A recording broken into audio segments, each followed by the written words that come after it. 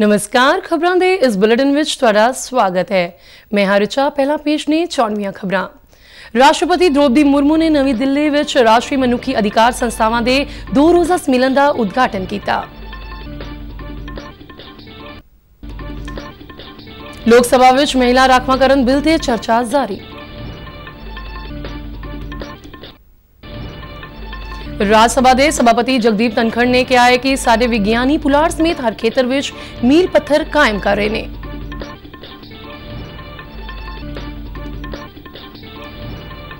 Railway सुरक्षा बल आज अपना 39वां स्थापना दिवस मना रहा है।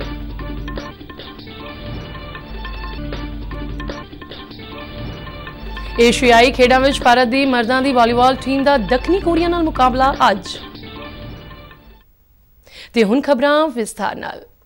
राष्ट्रपति द्रौपदी मुर्मू ने नवी दिल्ली में 28वीं एशियाई प्रशांत खेत्र के राष्ट्रीय मनुखी अधिकार संस्थावां दे 2 रोज़ा सम्मेलन का उद्घाटन किया।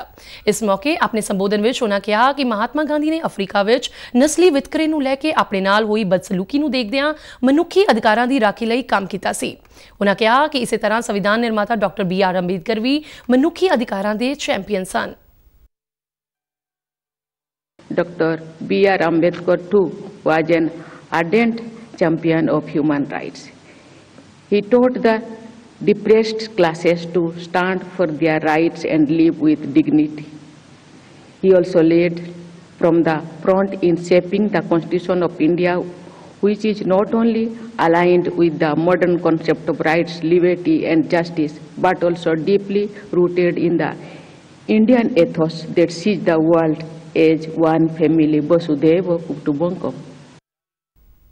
ਇਹ 2 रोज़ा सम्मेलन मनुखी अधिकारां दे आलमी ऐलाननामे की 75वीं वर्षगांठ ਅਤੇ राष्ट्रीय मनुखी अधिकार संस्थावां ते पैरिस सिद्धांतां ते 30 साल पूरे होने के मौके ते आयोजित किया गया।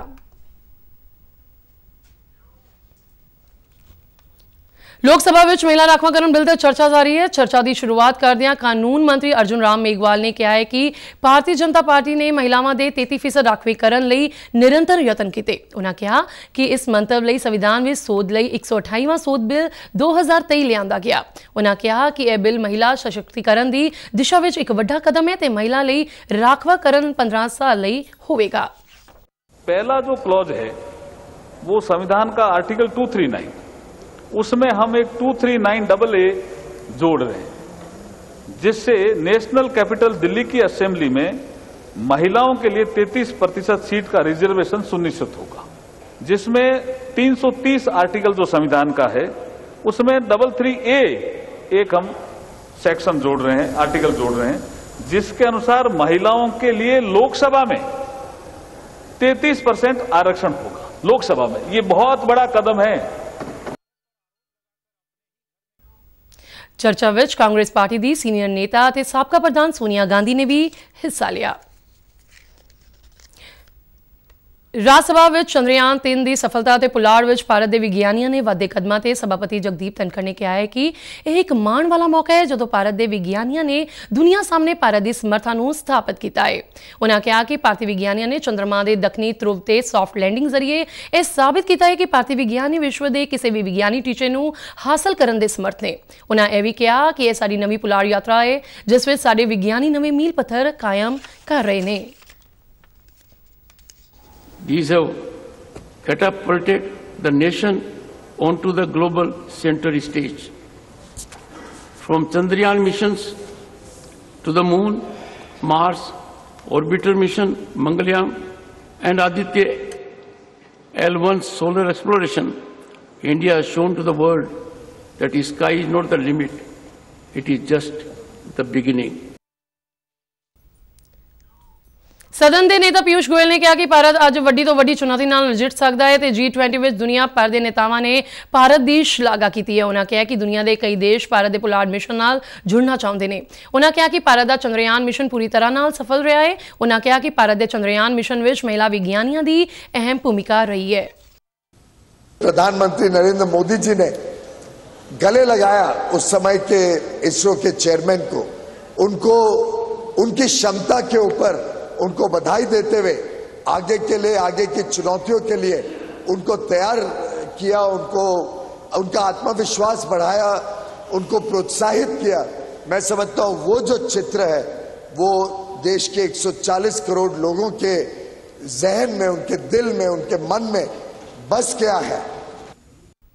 केंद्रीय वित्त मंत्री निर्मला सीतारमण ने कहा है कि भारत अपने किसानों का बहुत ही ज्यादा कर्जदार है। नवी दिल्ली में किसान कर्जा पोर्टल, कार किसान क्रेडिट कार्ड ਅਤੇ मौसम सूचना नैटवर्क डाटा प्रणालियां की शुरुआत करन मौके उन्होंने कहा कि कोविड लॉकडाउन दौरान पेंडू भारत, किसान भाईचारा ਅਤੇ खेती सैक्टर ने ही देश को अगे ਵਧਾਇਆ है।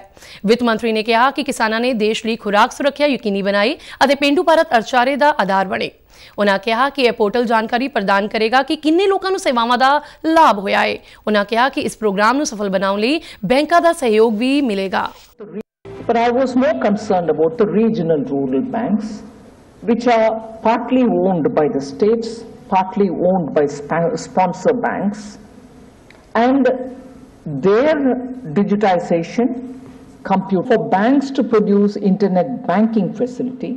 Unless their computerization happens, it won't work out. खेती ते किसान भलाई मंत्री नरेंद्र सिंह तोमर ने कहा है कि सरकार हर साल किसान क्रेडिट कार्ड प्रोग्राम लिए तकरीबन 20 लाख करोड़ रुपए की सहायता देती है। उन्होंने कहा कि किसान कर्जा पोर्टल किसानों को पारदर्शिता ते तेज रफ्तार नाल वित्तीय सहायता प्रदान करेगा। घर घर अभियान करने से एक बड़ा काम एक क्षेत्र में हो जाएगा और हर किसान जो इसकी पात्रता रखता है उसको अपनी पात्रता के अनुसार 3 लाख रुपए तक की ऋण स्वीकृति अल्पकालिक ऋण के रूप में होगी। केंद्रीय युवा मामलों के खेडा बारे मंत्री अनुराग सिंह ठाकुर ने नवी दिल्ली में पंडित दीन दयाल उपाध्याय राष्ट्रीय भलाई फंड अधीन खिडारियों को सन्मानित किया और 4 खिडारियों को आर्थिक सहायता प्रदान की। इस मौके उन्होंने कहा कि यह योजना खिडारियों की सिखलाई और खेड उपकरण खरीदण में उन्होंने सहायता करती है। ठाकुर ने कहा कि हुण तक 270 खिडारियों को तकरीबन 8 करोड़ 15 लाख रुपए की आर्थिक सहायता मुहैया करवाई जा चुकी है। अब तक 270 खिलाड़ियों को लगभग 8 करोड़ 15 लाख रुपए से ज़्यादा की सहायता की जा चुकी है। आज भी अगर आप देखें तो हमारे जिन 4 खिलाड़ियों को मदद मिली है वो भी खेलों में बहुत अच्छा करते रहे, लेकिन कहीं ना कहीं इक्विपमेंट्स की या ट्रेनिंग की ज़रूरत है।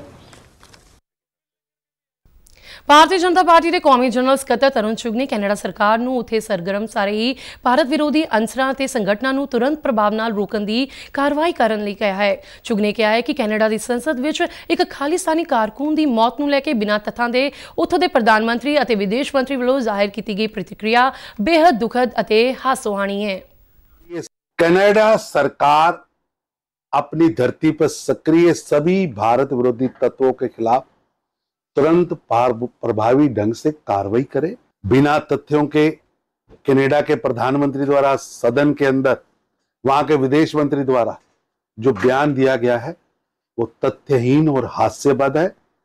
उन्हें भारतीय जनता पार्टी की पंजाब इकाई के प्रधान और साबका सांसद सुनील जाखड़ ने कैनेडा सरकार वालों भारत से लगाए गए बेबुनियादी इल्जामों से उतों की सरकार से निशाना विंदिया कहा है कि कैनेडा भारत की शांति को भंग करने की कोशिश कर रहे अंसरां नूं पनाह दे आ रहा है। उन्होंने चेतावनी दी है कि कैनेडा वालों लगाए इल्जामों से भारतीय और पंजाबी मौन दर्शक बन के नहीं रहेंगे। उन्होंने सारिਆਂ ਨੂੰ कैनेडा के मुद्दे से एकजुट होने की अपील की। जिक्रयोग है कि कैनेडा के प्रधानमंत्री जस्टिन ट्रूडो ने भारतीय मूल के एक कैनेडियन नागरिक की हत्या के मुद्दे से भारतीय एजेंसियां ते दोष लगाए सन।